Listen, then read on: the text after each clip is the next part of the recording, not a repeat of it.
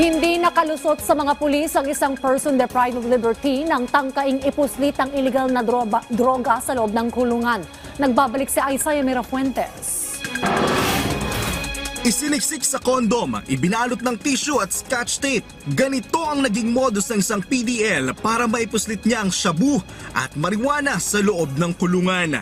Ayon sa Antipolo PNP, nakalalabas ang suspect ng kulungan dahil sa may sakit ito at kinakailangang magdialysis. Sa salaysay pa ng mismong PDL, sa dialysis center nakaaabot sa kanya ang mga illegal na droga.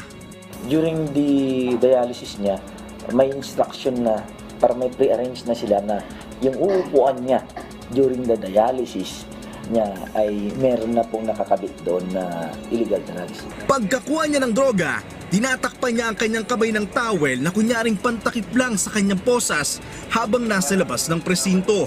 Pero hindi niya akalain ang gagawing pagkapkap sa kanya ng mga pulis sa pagbalik niya sa kulungan.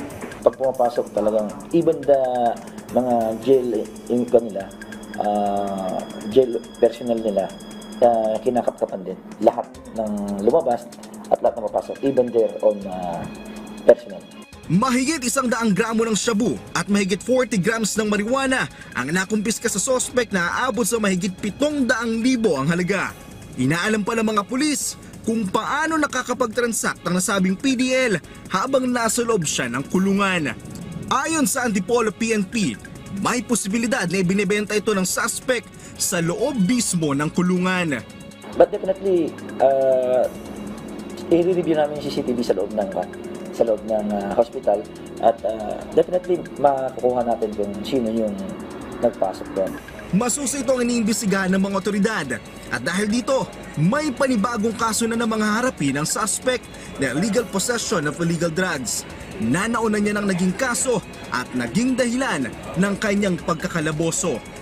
Isaiah Mirafuentes para sa Pambansang TV sa Bagong Pilipinas.